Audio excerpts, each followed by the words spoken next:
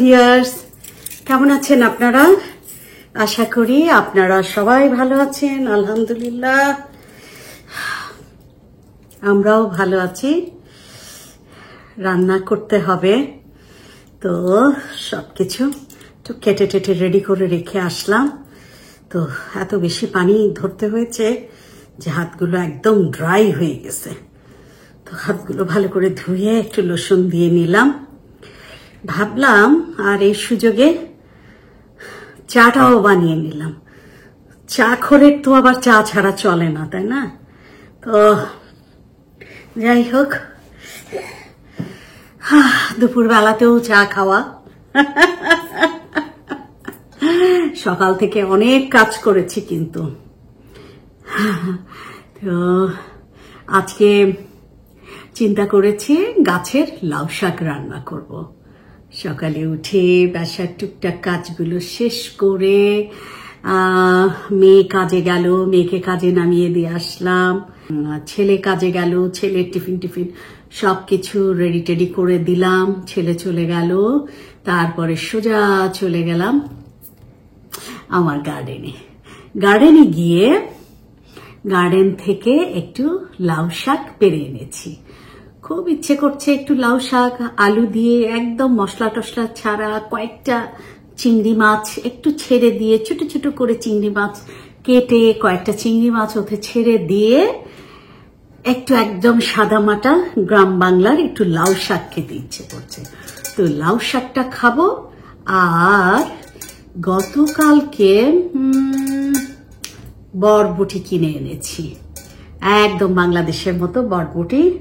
তো চিন্তা করলাম আর একটু মাছ, সামুদ্রিক মাছ, তো এই মাছটা দিয়ে বরবটি আলু দিয়ে টমেটো দিয়ে একটু চচ্চড়ি, একটু মাখো মাখো ঝোল ঝোল এরকম কিছু একটা করব। তো যাই হোক, সবকিছু রেডি করে নিলাম, মাছ টাছ ভেজে নিলাম, সব ডান। ভাবলাম যে একটু জিরিয়ে নেই, চাটা বানিয়ে নেই, আর আপনাদের সঙ্গে একটু বক বক বক বক একটু করি, বক বক করে তারপরে রান্না শুরু করব। আচ্ছা, নর্মালি যদি হুট করে যদি কাউকে যদি জিজ্ঞেস করা হয়, আচ্ছা বলেন তো, বা আচ্ছা বলো তো বন্ধু কাকে বলে, কি উত্তর দিবেন?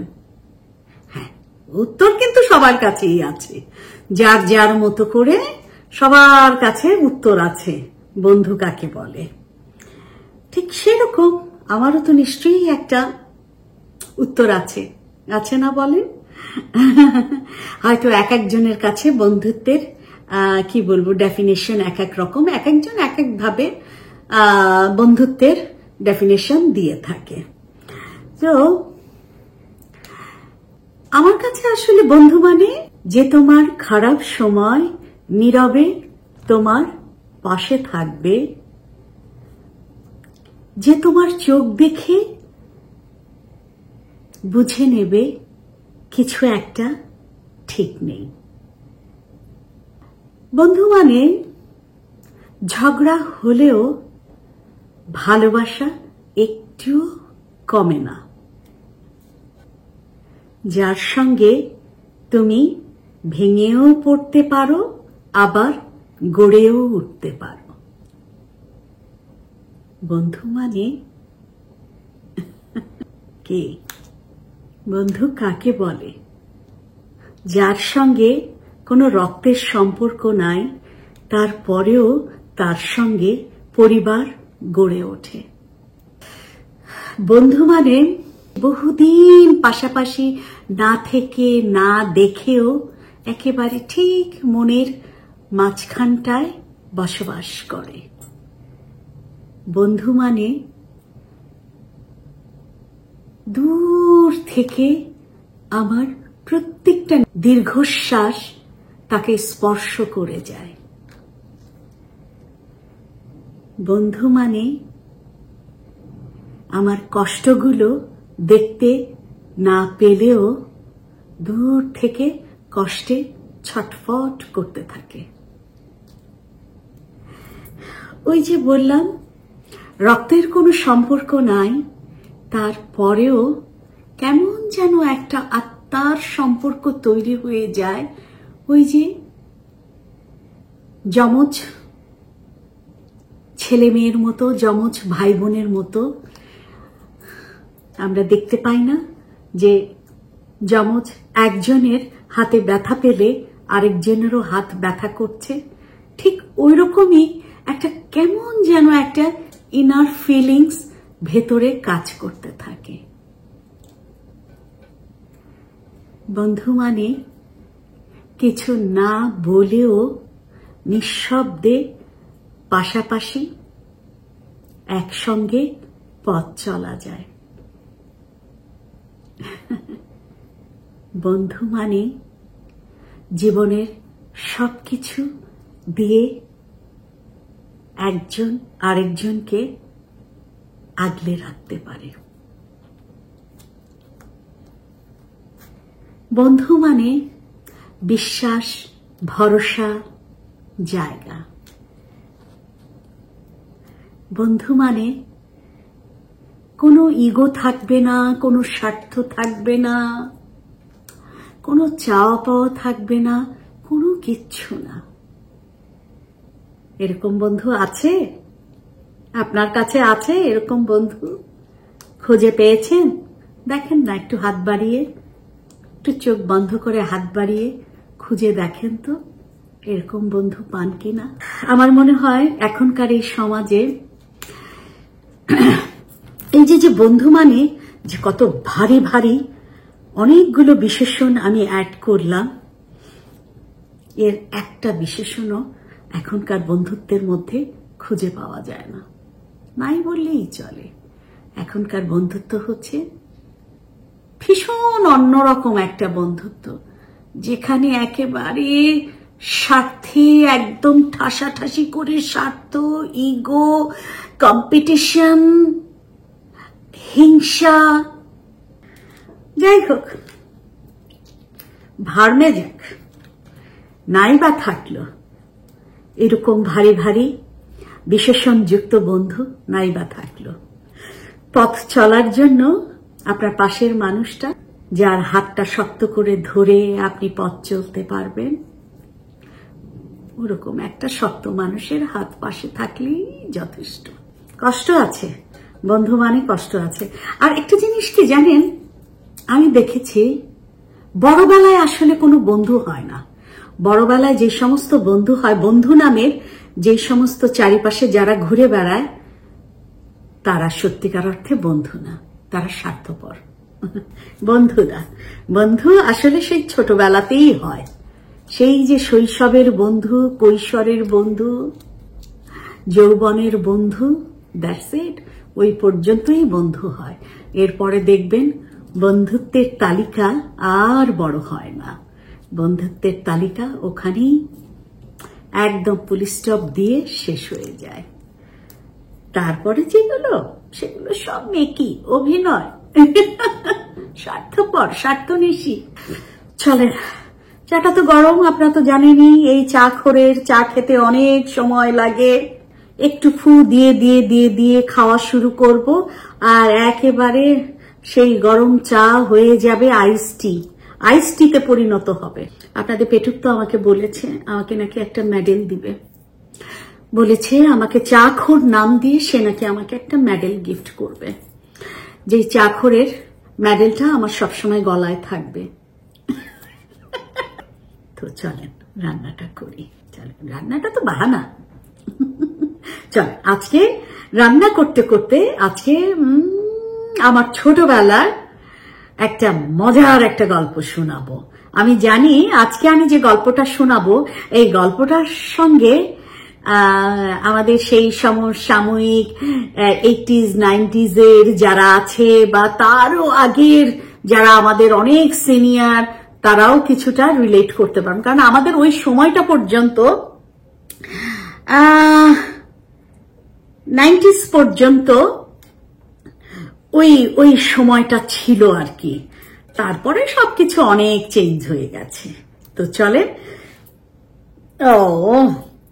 রান্নাটা করতে করতে আজকে মজার একটা ছোটবেলার গল্প বলবো এবং আশা করি আমার গল্পটা শুনতে শুনতে আপনারাও আজকে কিছুটা হলেও নস্টালজিক হয়ে যাবেন, আপনাদের শৈশবে ফিরে যাবেন।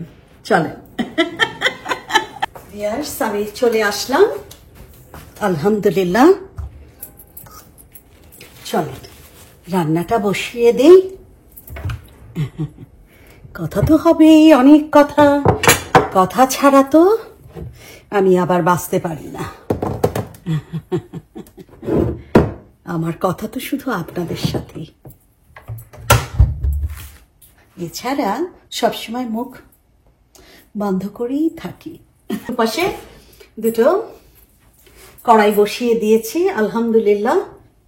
এখন আমি রান্না করব। প্রথমে এপাশের চুলাটা আমি অলরেডি ধরিয়ে দিয়েছি।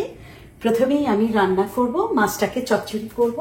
এই যে সামুদ্রিক এই মাছটা সুন্দর আমি ভেজে নিয়েছি হলুদ লবণ মেখে। তো আর এই যে বরবটি দিয়ে আলু দিয়ে চচ্চড়ি। বিসমিল্লাহ। একটু দিয়ে দিচ্ছি লবণ, একটু গাছের নাগাড়া দেবো। এই যে আমি একটু ঢেকে দিচ্ছি। তো এদিকে হতে থাক। চল এপাশে চুলার জালটাও ধরিয়ে দিই। ছোটবেলার গল্প বলবো বলেছিলাম, তাই না?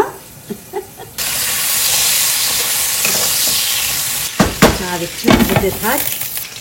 শাকটা রান্না করব, এতে দিয়ে দিচ্ছি বেশি করে পেঁয়াজ। আমি বেশ কিছু রসুন একটু থেতো করে নিয়েছি লাউ শাকে দিব বলে। বিসমিল্লাহ। পেঁয়াজটা হয়ে গেছে, এখন এতে দিয়ে দিব একটু গরম পানি। আপনারা হয়তো ভাবছেন কোথায় উনি না বললো ছোটবেলার গল্প শোনাবেন, তো উনি তো রান্না নিয়েই ব্যস্ত। পরিবারের খাবারটাও তো রেডি করতে হবে, তাই না? একটু ঠিক মতো রান্নাটা বসিয়ে নেই, তারপরে আপনাদেরকে শোনাবো গল্প। একটু ধৈর্য ধরে, সবুরে নেওয়া ফলে। এতে দিয়ে দিব একটু আদা রসুনের পেস্ট। বিসমিল্লাহ। টমেটো। এখন এক এক করে দিয়ে দিব আমার গুঁড়া মশলাগুলো। একটু মরিচের গুঁড়া, একটু ধনে গুঁড়া দিয়ে দিব, একটু হলুদের গুঁড়া। জালটাকে আমি মিডিয়াম টু লো ফ্লেমে করে দিলাম। মশলাটা ভালো করে কষা হতে থাকে।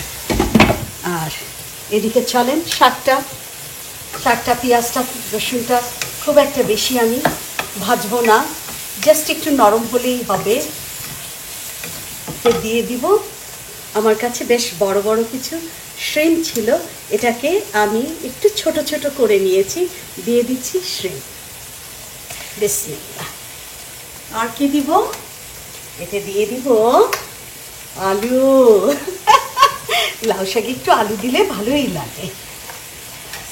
এখন এতে অ্যাড করব একটু হলুদের গুঁড়া। একটু ধৈর্য ধরেন, কাছের থেকে সব দেখাবো। সামান্য একটু দিয়ে দিব, হাফ চা চামচেরও কম, জাস্ট নামে মাত্র। আর দিয়ে দিচ্ছি একটু মরিচের গুঁড়া, খুবই সামান্য, জাস্ট একটু রং হওয়ার জন্য। That's it. এখন আমি সমস্ত মশলাগুলো তুলে ফেলছি।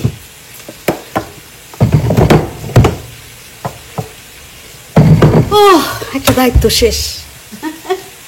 এখন মশলাটাকে একটু কষিয়ে দেব।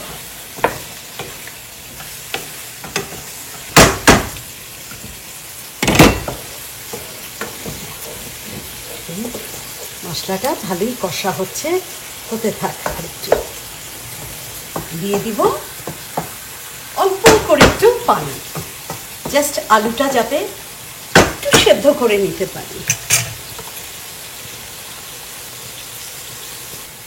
কি চেহারাটা একটু দেখবেন নাকি? জানি মনটা আকুপাকু করছে একটু কাছ থেকে দেখার জন্য। আনছি লবণটা একটু দেখে নি।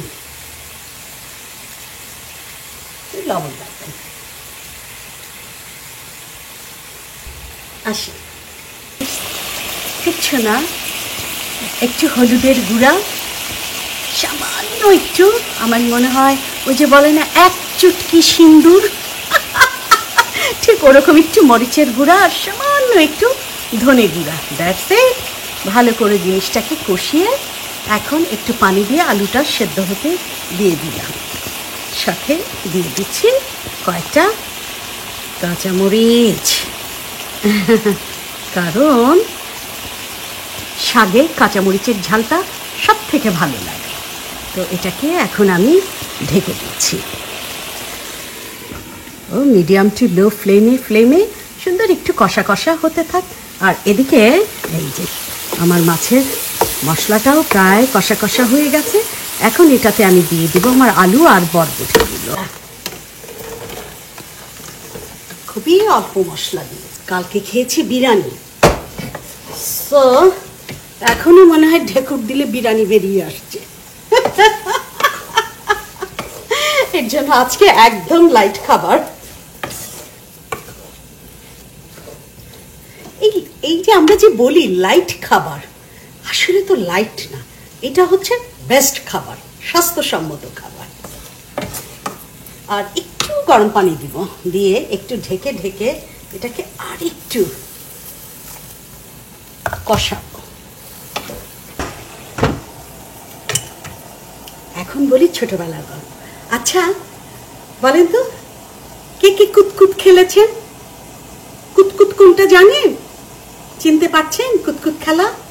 নাকি দেখিয়ে দেব? যে এক পা তুলে ঘর কেটে কেটে লাফ দিয়ে একটা ছোট্ট একটা গুটি, একটা চারা দিয়ে সুন্দর করে ছুঁড়ে মারতে হয়, তারপরে সুন্দর এক পা উঁচু করে করে কুতকুত কুতকুত খেলতে হয়। মনে পড়ে? আমরাও ছোটবেলায় এই কুতকুত খেলতাম। আমরা তো তেজকুনি পাড়ায় থাকতাম, আমরা যে ফ্ল্যাট বাসায় থাকতাম, তো সেই ফ্ল্যাট বাসায় আমরা থাকতাম 4 তলায়, আর আমাদের বাসার 3 তলায় ছিল আওলাদ হোসেন চাকলাদার আঙ্কেল। আঙ্কেলরা ছিলেন হচ্ছে বিক্রমপুরের মানুষ, ওনারা ছিলেন বিক্রমপুরের মানুষ, বেশিরভাগই হচ্ছে কাপড়ের ব্যবসায়ী। ওনাদের ইসলামপুরে বিশাল দোকান টোকান ছিল, হোলসেলের ব্যবসা, অনেক রিচ পিপল। যেহেতু ওনার বাপদাদাদের ব্যবসা, এত বড় লোক ওনারা, এত টাকা কি করবেন? তো তখনকার সময় একটা ট্রেন্ড ছিল, যাদের অনেক টাকা এরা ফিল্মে পয়সা ইনভেস্ট করে। তো ওই আওলাদ হোসেন চাকলাদার আঙ্কেল, উনি ফিল্মে পয়সা ইনভেস্ট করতেন, উনি ছিলেন প্রডিউসার। তো আঙ্কেল থাকতেন 3 তলায়, ওনার ফ্যামিলিতে ওনার 3 মেয়ে ছিল। তো আমরা 2 বোন আর ওনার 3 মেয়ে। তো ওনার যে বড় 2 মেয়ে, সেই 2 মেয়ে অনেকটা আমাদের 2 বোনের বয়সের কাছাকাছি, হয়তো একটু বড় হতে পারে, বাট ওইরকমই কাছাকাছি। তো ওরা ছিল আমাদের একদম বেস্ট ফ্রেন্ড। আর আঙ্কেল আন্টিও অনেক ভালো ছিল, সে কথায় পরে আসছি। তো যাই হোক, তো আমরা বান্ধবীরা খেলতাম ছাদের উপরে, ওই ইটের টুকরা দিয়ে সুন্দর ঘর কেটে আমরা ছাদের উপরে কুতকুত খেলতাম। মাঝে মাঝে নিচে আমাদের আগেকার সময় তো ফ্ল্যাট বাসার সামনে অনেক জায়গা থাকতো, মাঠ থাকতো, সেই মাঠের মধ্যেও মাটিতেও আমরা এরকম ঘর কেটে কেটে আমরা কুতকুত খেলতাম।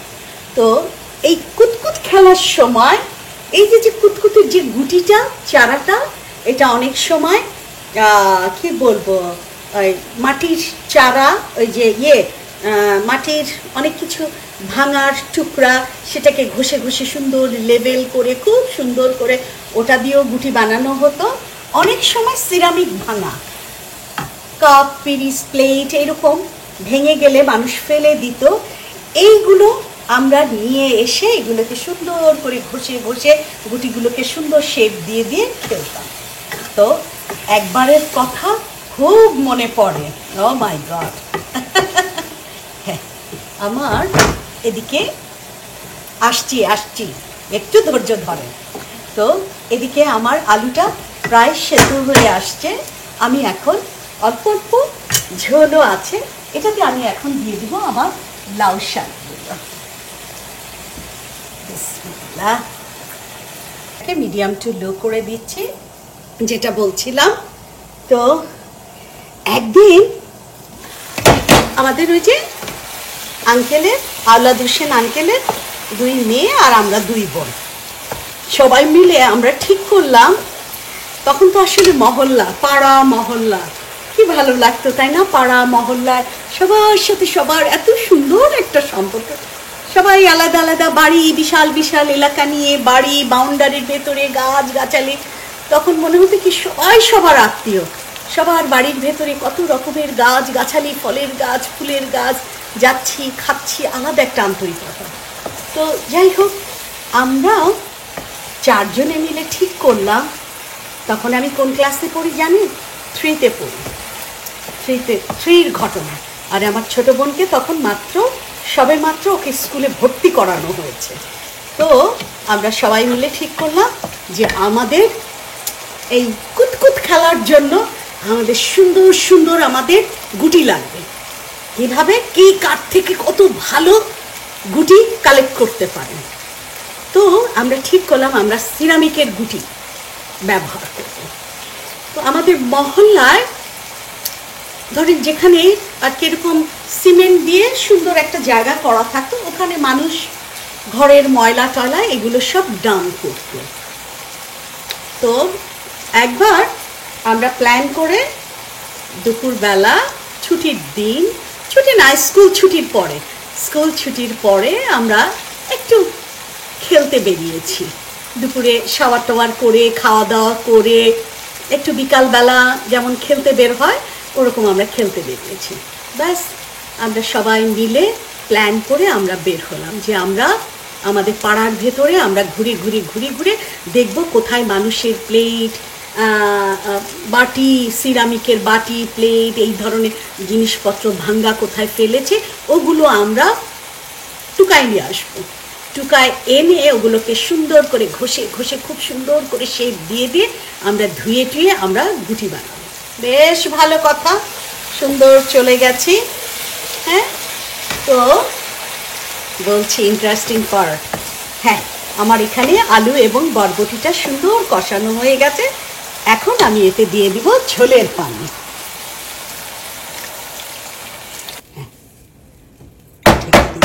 বালকটা চলে আসবে। তো আমরা নয় এরকম ঘুরে তো আমরা এগুলো টুকায় নিয়ে আসছি এবং এনেছি এই যে এরকম করে ফ্রক পরতাম, ফ্রকের মধ্যে এরকম করে তুলে আমরা সুন্দর 4 জন নিয়ে আসছি। এনে এখন তো দেখি বাসায় যেতে হবে, অনেকক্ষণ আমরা নাই, আম্মা তো খুঁজবে, বাসায় বিকালে তো নাস্তা খেতে হবে, আম্মা তো নাস্তার জন্য ডাকবে। তো এখন এই গুটি কি করব, ভয় কোথাও যদি রেখে দেই আরেক বান্ধবী যদি চুরি করে নিয়ে নেয়, এর জন্য এগুলো সুন্দর এরকম জামার ইয়েতে করে নিয়ে ব্যাস বাসায় গেছি। তো আমার ছোট বোনও ছোট, ওরগুলো যদি ও ফেলে দেয়, ও যদি ঠিক মতো না নিতে পারে, ওরগুলো আমি আমার ফ্রকের ইয়েতে নিয়ে নিয়েছি। যখন বাসায় গেছি কলিং বেল চাপ দিয়েছি, আম্মা তো দরজা খুলেছে। তো আমার ছোট বোন ও তো সুন্দর লাফ দিয়ে ঘরে ঢুকে গেছে। এখন আম্মা আমার দিকে তাকায় দেখে কচুরি যেন কি, আম্মা বারে বলছে ওটার মধ্যে কি, এটার মধ্যে কি। তো আমি তো দেখাবো না, ভয়েই তো আমার অবস্থা খারাপ, আমি তো বুঝি নাই যে আম্মা দরজা খুলবে। আমি তো মনে করছি বাসায় আমাদের যে আম্মার হেল্পিং হ্যান্ড নানু হয়তো দরজা খুলবে। এখন আম্মা তো একদম নাসর বান্দা, আমার কোচরে কি। তো আম্মা কি করেছে, আমি দেখাচ্ছি না বলে আমি এইভাবে জোর করে ধরে রাখছি, আম্মা এরকম হাতের মধ্যে বাড়ি দিছে, আর এটা খুলে পড়ে আমার সব দরজার সামনে সব পড়ে একদম ছড়ায়। আম্মা তো দেখে এমন রাগ, হ্যাঁ এইগুলো তুমি মানুষের বাসায় গিয়ে এগুলি টুকাইতে গেছো, তুমি কি বস্তির মেয়ে, তুমি কি ফকিন্নি, তুমি এই চারা টুকাইতে গেছো। এই বলে আম্মা তো রেগে মেগে আরো একটু সেন্সর করলাম, সব মাদের তো সব বকা তো আবার ক্যামেরার সামনে বলা যাবে না, এর জন্য একটু সেন্সর করলাম। যে সমস্ত বকা আরো কিছু উনি বিশেষণ ইউজ করেছেন সেগুলো একটু সেন্সর করে দিলাম। তো যাই কষিয়ে তো থাপ্পড় একটা, ছোট বোন তো বেঁচে গেছে, ও কিন্তু ফুরুত করে ঢুকে গেছে ঘরে, আমি তো থাপ্পড় একটা খেলাম এবং আমার জন্য শাস্তি, আমাকে ঘরে ঢুকতে দেয়া হবে না। আমার শাস্তি 2 ঘন্টা দরজার বাইরে আমাকে দাঁড় করায় রাখা হলো। তুমি 2 ঘন্টা দরজার বাইরে দাঁড় করায় থাকবা, কান ধরে দাঁড়ায় থাকবা, জীবনে কোনোদিন তুমি আর এই কাজ করবা না বলে আমাকে কান ধরে তো দাঁড় করায় দিল। আমি তো কান ধরে দাঁড়ায় আছি। আম্মা তো দরজা বন্ধ করে দিছে, চলে গেছে। সম্ভবত আম্মা হয়তো ভুলেই গেছে, হয়তো নামাজ টামাজ পড়া নিয়ে বা কোনো একটা কিছু নিয়ে আম্মার জগতে আম্মা হয়তো ভুলেই গেছে আমি যে বাইরে আছি। আর আমার ছোট বোন, ও তো ভয়েও তো আর কোনো কথা বলছে না, ও চুপচাপ। আমি অনেকক্ষণ বাইরে দাঁড়ায় থেকে থেকে চোখের পানি, নাকের পানি দিয়ে সব ভেসে যাচ্ছে আমার কষ্টে, অভিমানে। অনেকক্ষণ দাঁড়ায় থাকতে থাকতে যখন দেখি আর কোনো ওয়ে নাই, তখন ওই দরজার সামনে সিঁড়ির উপরে প্রথম সিঁড়িতে বসেই পড়লাম। বসে আমি তো কাচ্ছি আর আমার ফ্রক দিয়ে চোখ মুচ্ছি। এরকম 2 ঘন্টা আমি বাইরে বসে আছি। এমন সময় আমার আব্বা অফিস থেকে আসছে। অফিস থেকে আব্বা যখন সিঁড়ি দিয়ে উপরে উঠছে, আমাদের 4 তলার যখন সিঁড়িতে, আব্বা দূর থেকে দেখতে পাচ্ছে যে আমি সিঁড়ির মাথায় আমি বসে আছি, আমি কাঁদছি। আমার নাকের পানি, চোখের পানি দিয়ে একদম এগুলি একাকার, গলা টলা বুক টুক সব ভেসে গেছে অবস্থা। আব্বা তো হতভম্ব হয়ে গেছে, কি হয়েছে। আব্বা তো সিঁড়ি দিয়ে দৌড়ায় উপরে উঠে আমাকে জড়ায় ধরছে, কি হয়েছে মা। তো আমি তো বললাম আব্বাকে যে এই ঘটনা। আব্বা তো রেগে গেল আম্মার উপরে, এবং আব্বা কলিং বেল চাপ দিতে দরজা খুললো। আমাদের বাসা আমার মায়ের যে হেল্পিং হ্যান্ড, দরজা খোলার পরে আমার আব্বা ভেতরে গিয়ে আমাকে তো একেবারে কোলে করে জড়ায় ধরে ভেতরে নিয়ে গেলেন। নিয়ে গিয়ে আম্মাকে তো কি যে বকা আমার আব্বা, ও আমি ভুলবো না এটা। আব্বা ভীষণ রাগ করেছিলেন যে তুমি আমার এতটুকু মেয়েকে, এটা কি এমন এত বড় অপরাধ যে তুমি তাকে 2 ঘন্টা তুমি দরজার বাইরে তাকে বসায় রেখেছ। আম্মা যে এত বলছে যে আমি ভুলেই গেছি সত্যি কথা। আব্বার কথা হচ্ছে, নো, তুমি ইচ্ছাকৃত ভাবেই তুমি আমার মেয়েকে শাস্তি দিচ্ছ। কারণ আব্বা জানতো যে আম্মার অনেক রাগ, আম্মার শাস্তিগুলো অনেক কঠিন ছিল। আমার আব্বা অনেক শান্তশিষ্ট মানুষ। আমার আব্বাকে না কখনো আমরা রাখতে দেখিনি, চড়তে দেখিনি, খুব ঠান্ডা প্রকৃতির মানুষ।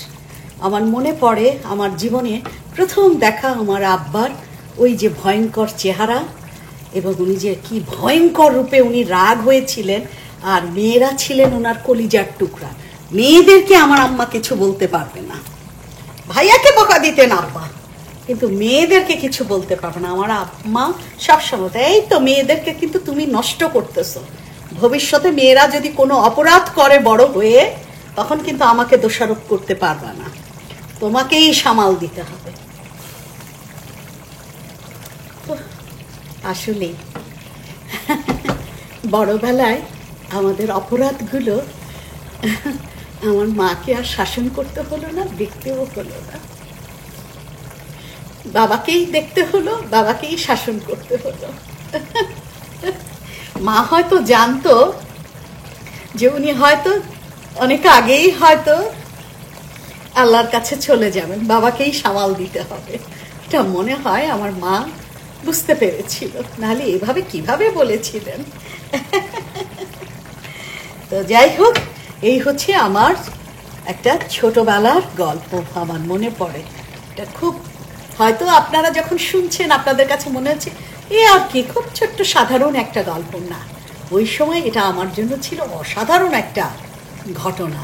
কারণ আমি আমার বাবার ভয়ঙ্কর চেহারাটা দেখেছিলাম, যে বাবা জীবনে কোনোদিন আমার মায়ের সঙ্গে উচ্চস্বরে কথা বলেনি, ভীষণ ভালোবাসতেন, এবং মনে হতো যে ওবিডিয়েন্ট হাজব্যান্ড যাকে বলে। তো সেই বাবা আমার জন্য এইরকম তার রাগ, আমি ওটা আমার জীবনের 2বার কি 3বার দেখার এটা একটা দেখা, এটা ছিল প্রথম দেখা আমার বাবার রাগ। তো যাই হোক, অনেক ছোটবেলার কথা বলে ফেলেছি। এখন আমি তরকারিতে দিয়ে দিব একটু আমার গাছের টমেটো। আপনারা খেলেছেন তো কুকুর, হ্যাঁ, একটু ছোটবেলা দেখেন তো একটু মজার গল্প করতে গিয়েও মনে হয় চোখের পানি নাকের পানি এক করে ফেলি। এটা ঠিক না, ঠিক না। হ্যাঁ, তো ঠিক আছে, আমার দুটো রান্নাই হতে থাক। আর অল্প একটু সময় আপনারা একটু ধৈর্য ধরে থাকবেন, আমি ফিরছি একবারে সার্ভিং ডিশ নিয়ে। ততক্ষণ আর একটু ধৈর্য ধরে আর একটু পেশেন্ট নিয়ে আমার জন্য অপেক্ষা করেন। এখন তরকারিটা আমি বেড়ে নিচ্ছি। বিসমিল্লাহ, বিসমিল্লাহ।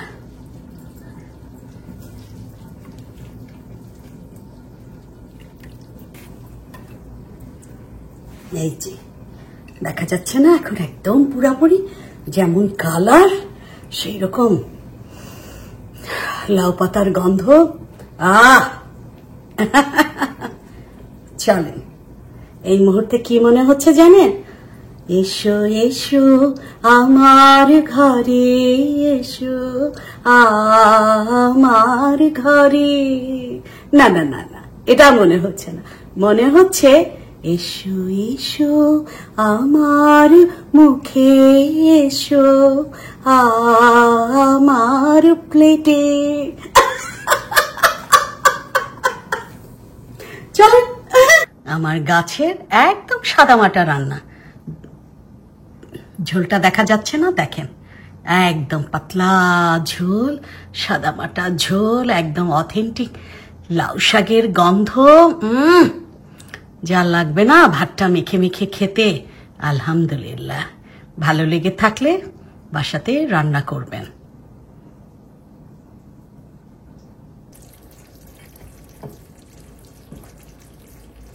অল্প অল্প ঝোল ঝোল, একদম বাংলাদেশের একটা ফিলিংস আসছে। যাক, আলহামদুলিল্লাহ, আজকে আমার পরিবারের লোকজন মন ভরে পরাণ ভরে প্লেট চেটে আঙ্গুল চেটে চেটে চেটে চেটে খেলেই আমি খুশি।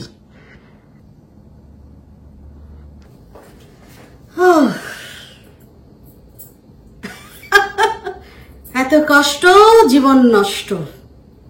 রাতে রাতে টায়ার্ড হয়ে গেলাম। সংসার, স্বামী, বাচ্চা, সবার জন্য আত্মত্যাগ, জীবন শেষ। যাই হোক, তাও তো অবশেষে হয়ে গেল রান্না দুটো। আমি তো আছে কাছের থেকে অলরেডি আপনাদেরকে দেখিয়ে ফেলেছি কেমন হয়েছে আমার দুটো রান্না। আলহামদুলিল্লাহ, আমি নিজেই আমার নিজের পিঠে থাপ্পড় দিয়েছি এবং মনে মনে বলেছি, গুরু তোমার হয়েছে, তুমি পারবে।